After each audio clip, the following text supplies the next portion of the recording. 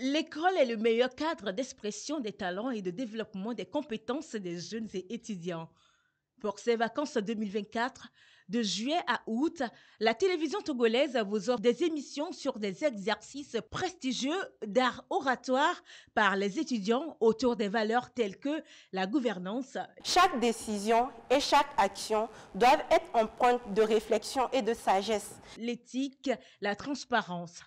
Ces exercices de communication thématique préparent les jeunes à se valoriser et savoir se défendre dans la vie.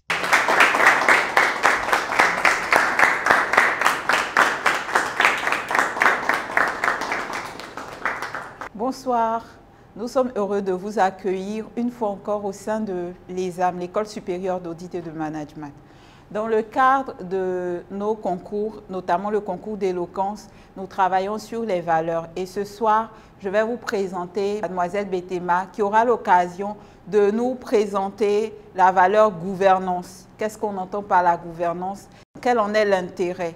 Au-delà de cette présentation, nous aurons l'occasion de débattre, de discuter et de nous laisser enseigner par elle. Sur ce, je vous prie de bien vouloir accueillir avec des ovations Mademoiselle Céline Betema. Merci.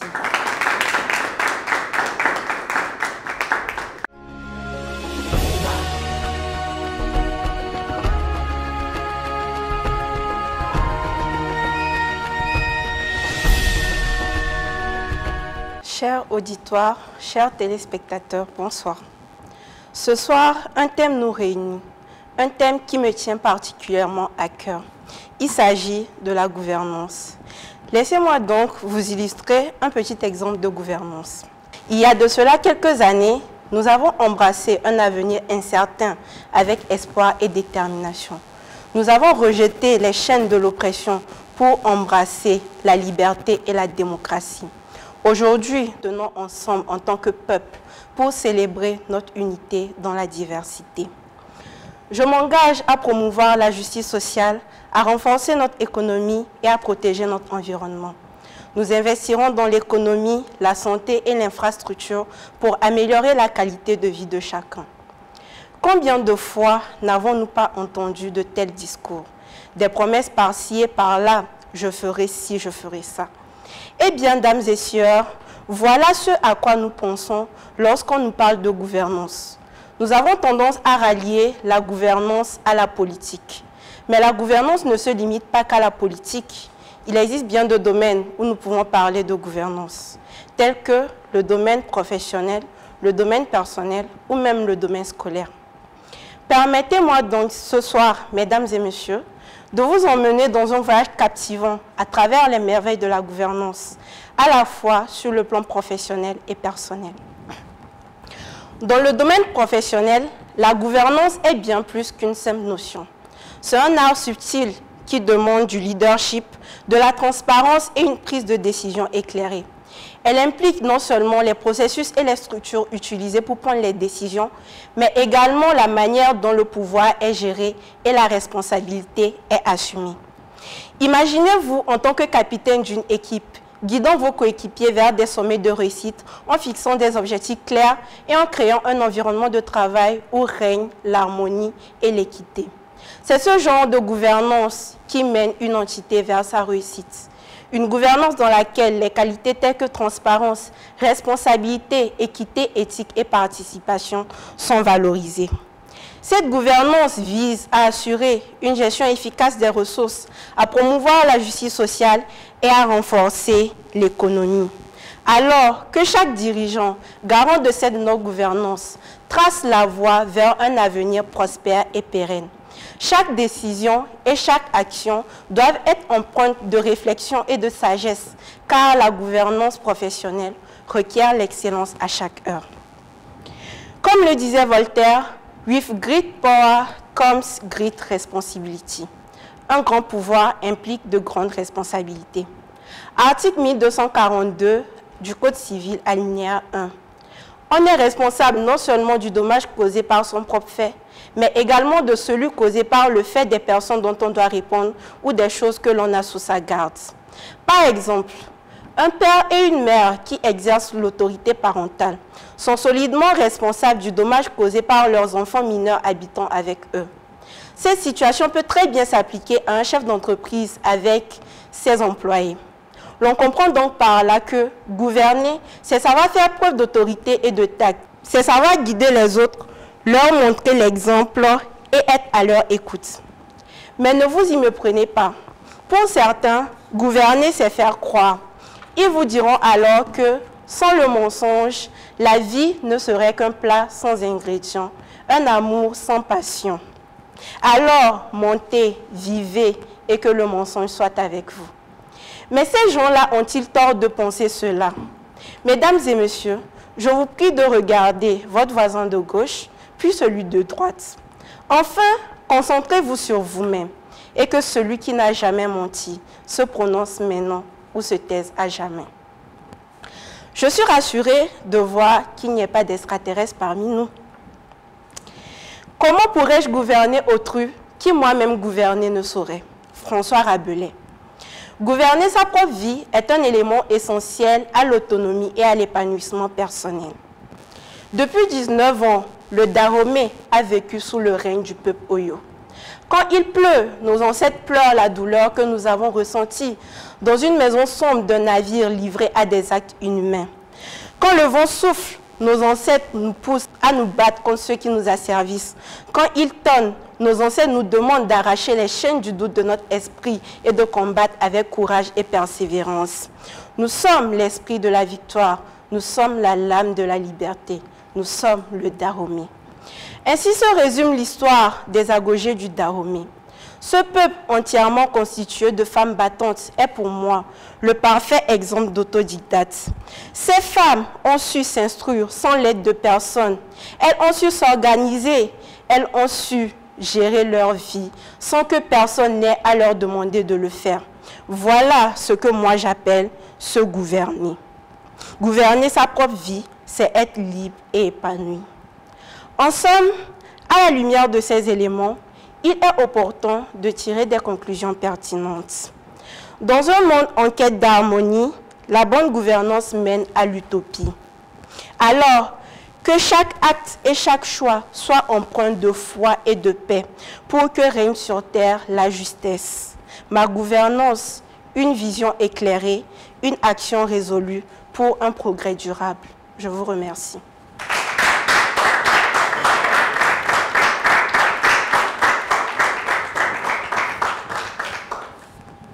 Merci Céline pour cette brillante prestation concernant la gouvernance. Sur ce, je vais inviter les différents camarades ici présents à poser leurs questions à l'issue de cette présentation. Bonsoir mademoiselle Céline, merci de votre prestation que j'ai trouvée magnifique. On parle souvent des mesures prises en vue d'améliorer le climat des affaires dans nos différents pays. De ce fait, j'aurais au moins deux questions à vous poser. La première, quel lien faites-vous entre gouvernance économique et climat des affaires? Et la seconde, pouvez-vous nous illustrer vos propos de façon pratique? Bonsoir mademoiselle Céline, félicitations et merci pour le partage qui, je l'espère, aura été utile à tous. Ma question pour vous, comment la gouvernance peut-elle contribuer à la promotion de l'égalité pour tous et de la justice sociale? Merci pour votre discours. Dans ton discours, tu as parlé d'une gouvernance qui devait présenter certaines qualités, notamment l'éthique et la transparence. Alors, j'aimerais savoir quels sont les éléments essentiels, à ton avis, qui permettent d'assurer une telle gouvernance. Ensuite, j'aimerais te demander également quel est l'impact que tu penses que ton discours aura sur les jeunes d'aujourd'hui. Merci pour ton discours, c'était très agréable.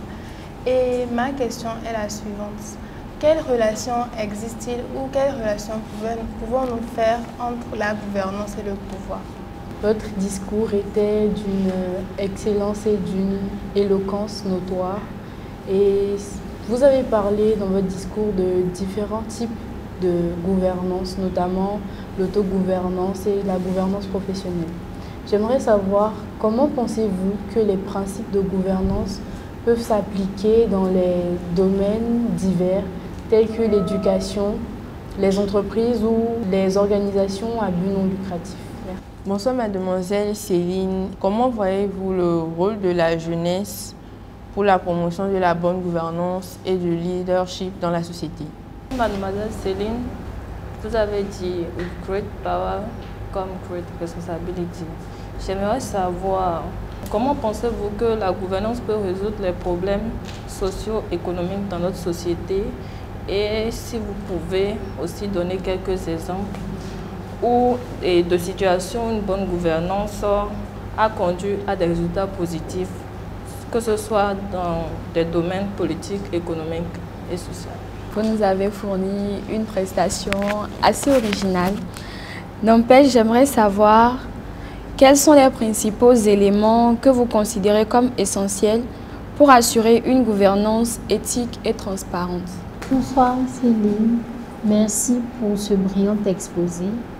Vous avez attiré notre attention sur le fait qu'on ne parle pas de gouvernance uniquement que dans la politique. Alors j'aimerais savoir quelles sont les qualités que doit avoir un leader s'il veut gouverner efficacement. Donc, merci à tous pour l'intérêt que vous avez porté à mon discours et merci pour toutes vos différentes questions. Donc, je tâcherai de répondre à vos questions avec le plus grand tact possible. Pour vous, en quoi consiste la gouvernance? Est-elle une valeur? Je dirais que la gouvernance consiste en la manière dont une organisation est gérée, dirigée et contrôlée. Elle englobe non seulement les processus, les règles et les normes, mais également les structures qui guident la prise de décision, la responsabilité et la transparence au sein de la dite organisation. La gouvernance est généralement considérée comme une valeur car elle favorise la confiance, la stabilité et la durabilité. Elle permet également de prévenir les abus de pouvoir et les conflits d'intérêts.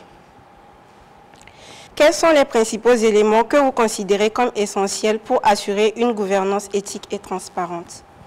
Pour assurer une gouvernance éthique et transparente, il existe divers éléments.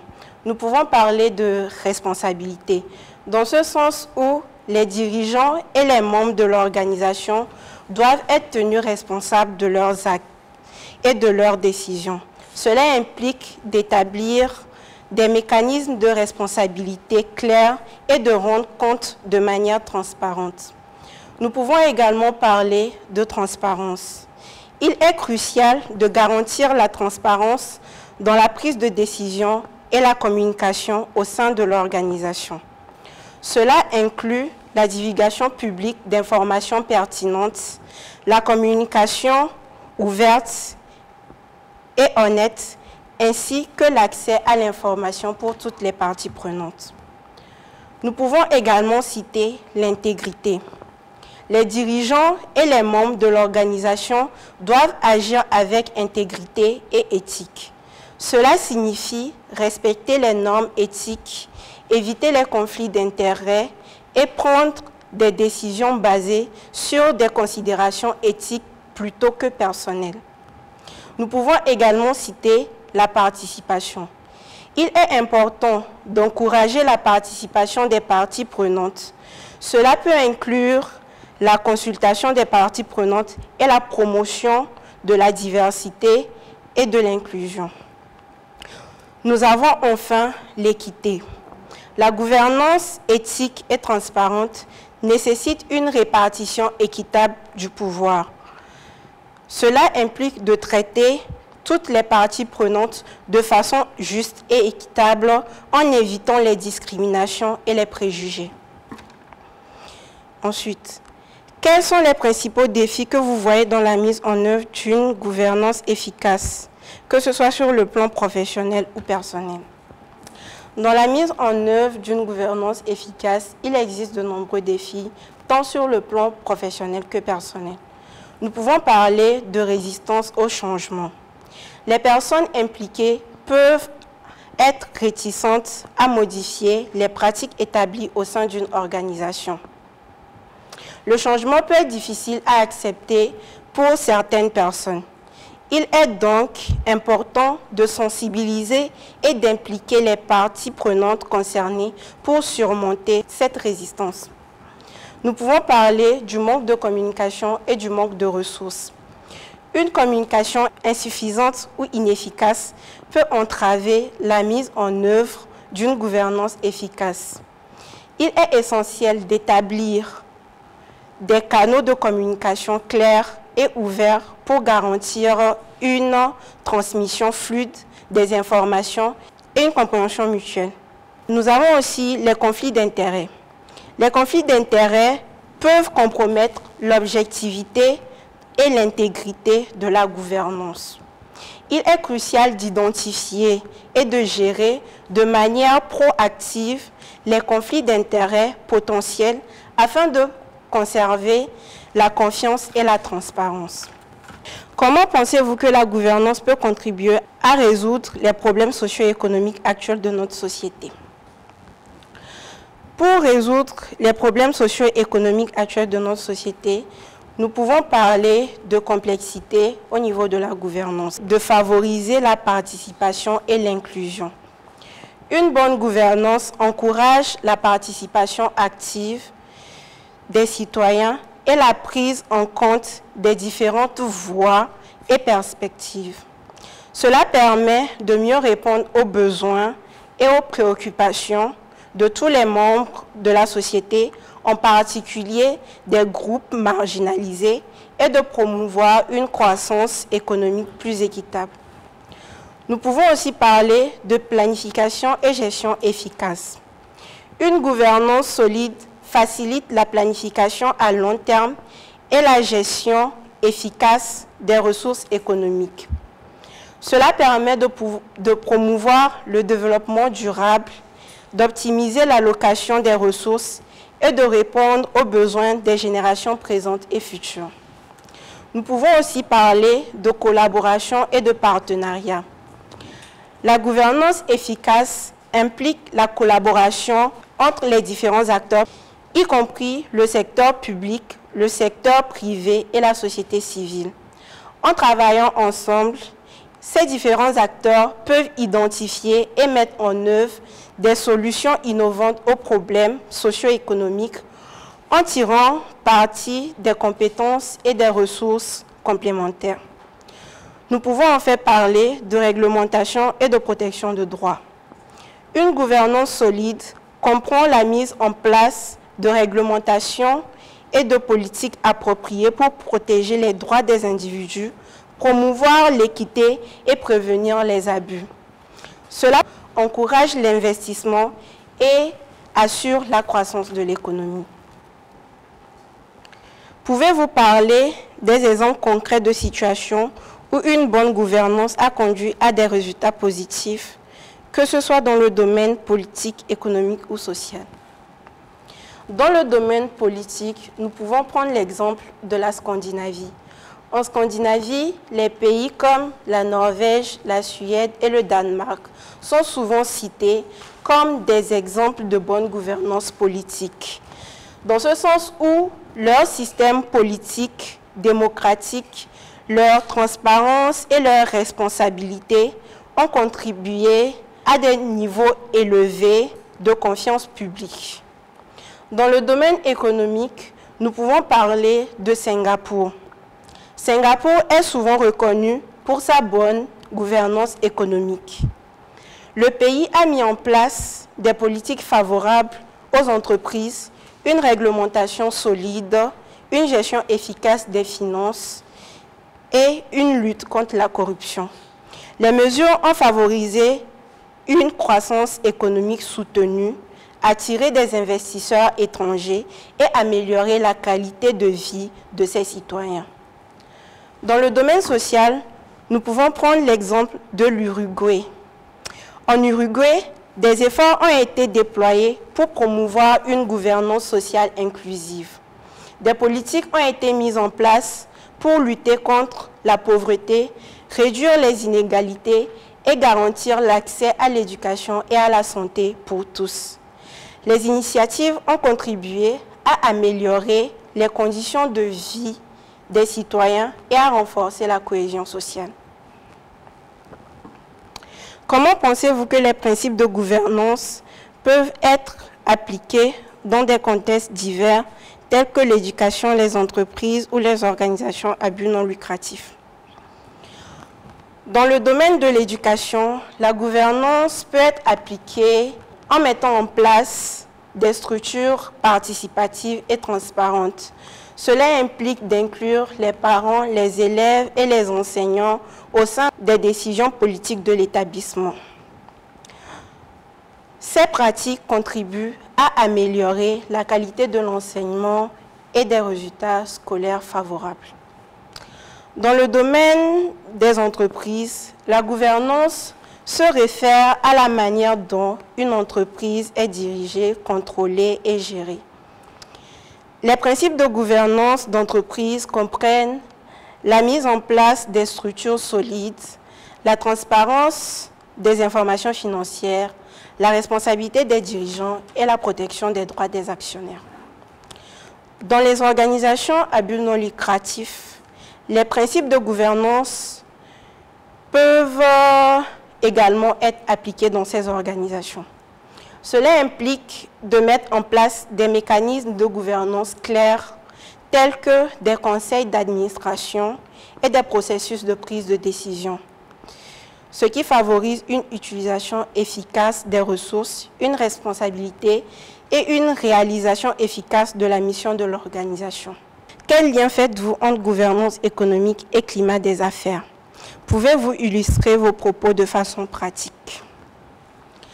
La gouvernance économique et le climat des affaires sont étroitement liés. La gouvernance économique concerne la manière dont les politiques économiques sont élaborées, mises en œuvre et réglementées dans un pays. Le climat des affaires se réfère à l'environnement dans lequel les entreprises opèrent, notamment les conditions légales, réglementaires, sociales et économiques. Lorsque la gouvernance économique est solide, cela contribue à créer un climat des affaires attractif en offrant des opportunités d'investissement, en réduisant les risques et en favorisant la confiance des investisseurs. Pour illustrer mes propos, je donnerai un exemple. Supposons que dans un pays, la gouvernance économique soit faible avec des politiques fiscales instables, une corruption généralisée et une réglementation complexe. Dans un tel environnement, les entreprises pourraient rencontrer des difficultés pour fonctionner efficacement et prospérer. Les règles fiscales imprévisibles peuvent entraîner des changements, ce qui rend difficile pour les entreprises de planifier leurs investissements à long terme. De plus, la corruption peut entraîner des pots de vin et des pratiques déloyales, ce qui nuit à la concurrence équitable et à la confiance des investisseurs. En revanche, dans un pays avec une bonne gouvernance économique, les politiques fiscales sont stables et prévisibles, offrant ainsi un environnement favorable aux entreprises. Les règles sont claires, transparentes, faciles à comprendre, ce qui favorise l'activité commerciale. En résumé, un bon système de gouvernance économique favorise un bon climat des affaires en créant des règles claires, en protégeant les droits des investisseurs et en garantissant la stabilité économique. D'après vous, quelle relation faire entre gouvernance et pouvoir? La gouvernance concerne la manière dont le pouvoir est exercé au sein d'une entité, que ce soit à l'échelle d'un pays, d'une entreprise ou d'une organisation. Le pouvoir peut être défini comme la capacité d'influencer ou de contrôler les actions, les décisions et les comportements des autres. La gouvernance vise à encadrer et à réguler l'exercice du pouvoir. Elle établit les règles, les normes et les mécanismes qui guident les actions des personnes ayant le pouvoir et protège les intérêts des autres.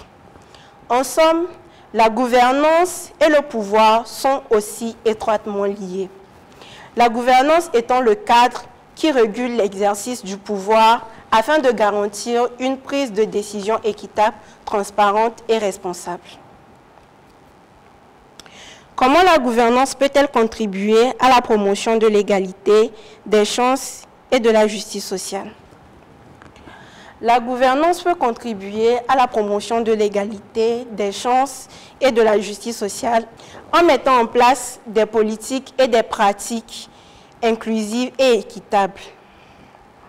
Par exemple, une gouvernance démocratique et participative permet à tous les membres de la société de participer au processus de prise de décision, de participer de façon concrète à tout ce qui se passe dans une organisation et elle favorise aussi l'inclusion des groupes marginalisés et la promotion de la diversité dans les organes de gouvernance. Une bonne gouvernance favorise le respect des droits fondamentaux. Cela comprend la protection contre la discrimination, l'exploitation et les violences, ainsi que la promotion de l'égalité des genres et des droits des minorités. Comment voyez-vous le rôle des jeunes dans la promotion de la gouvernance et du leadership dans notre société? Je pense que les jeunes jouent un rôle crucial dans la promotion de la bonne gouvernance et du leadership dans notre société. Les jeunes sont la voix de demain et ils ont le pouvoir de façonner l'avenir de notre société. Tout d'abord, les jeunes apportent une perspective fraîche et innovante. Leur énergie, leur créativité et leur enthousiasme peuvent insuffler de nouvelles idées et solutions aux défis auxquels notre société est confrontée. Ensuite, les jeunes sont très souvent connectés et compétents dans l'utilisation de nouvelles technologies et des médias sociaux. Ils peuvent utiliser ces outils pour promouvoir la transparence, la participation citoyenne, l'équité et l'intégrité. Ils peuvent également utiliser les médias sociaux pour sensibiliser et mobiliser d'autres jeunes autour des questions de gouvernance et de leadership. Enfin, les jeunes peuvent occuper des postes de leadership et de responsabilité dans diverses organisations et institutions. En s'engageant activement dans ces rôles, ils peuvent démontrer leur capacité à prendre des décisions éclairées, à promouvoir la participation et à défendre les valeurs de bonne gouvernance. Leur voix, leur engagement et leur capacité d'innover peuvent contribuer à créer un avenir meilleur et plus équitable pour tous. Quelles sont les qualités fondamentales d'un leader efficace selon votre point de vue, en particulier dans un contexte de gouvernance? Dans un contexte de gouvernance, un leader efficace doit avoir plusieurs qualités.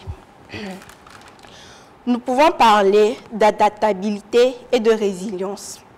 Dans un monde en constante évolution, un leader efficace doit être capable de s'adapter aux changements et de faire face aux défis. Il doit être résilient, capable de faire face à l'adversité et de trouver des solutions créatives aux problèmes. Nous pouvons parler de vision et d'orientation. Un leader efficace doit avoir une vision claire de l'avenir et être en mesure de communiquer cette vision de manière convaincante. Nous pouvons aussi parler de capacité à inspirer et à mobiliser. Un bon leader doit être capable d'inspirer les autres. Il doit être capable de motiver et de soutenir les membres de son équipe, de reconnaître leur participation et de les encourager à donner le meilleur d'eux-mêmes. Nous pouvons également parler de capacité de communication. Un leader efficace doit être un communicateur compétent. Il doit être capable d'écouter attentivement les autres, de communiquer clairement ses idées et de motiver les autres à agir. Nous avons aussi la capacité de prise de décision. Un bon leader doit être en mesure d'analyser les informations disponibles, évaluer les différentes options et prendre les décisions qui bénéficient à l'ensemble de la société. Enfin, nous pouvons parler d'intégrité et d'éthique. Un leader doit agir de manière intègre et éthique en respectant les normes de conduite élevées et en faisant preuve de transparence. Quels sont les enseignements que vous espérez que les jeunes retiendront de votre discours sur la gouvernance? En fin de compte, quel impact espérez-vous que votre discours aura sur la façon dont les individus perçoivent et pratiquent la gouvernance dans leur vie quotidienne? En ce qui concerne la gouvernance, j'espère que les jeunes retiendront l'importance de la participation, de la transparence et de la responsabilité dans la prise de décision. Ces informations peuvent les aider à développer une compréhension et à approfondir dans leur vie quotidienne. En comprenant les principes de bonne gouvernance, ils pourront prendre des décisions éclairées et contribuer positivement à leur communauté et à la société dans son ensemble. Suite à mon discours, j'espère que les jeunes pourront être capables de prendre la responsabilité de leurs actions et être capables d'être des parfaits exemples d'autodidactes.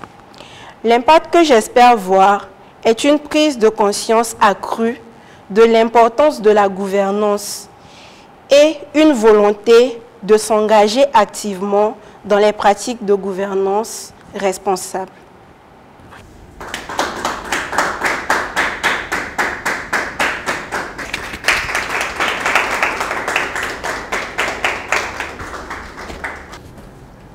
Encore une fois, merci Céline pour ce brillant exposé sur la gouvernance et pour les réponses que vous avez apportées aux différentes questions et préoccupations des uns et des autres ici.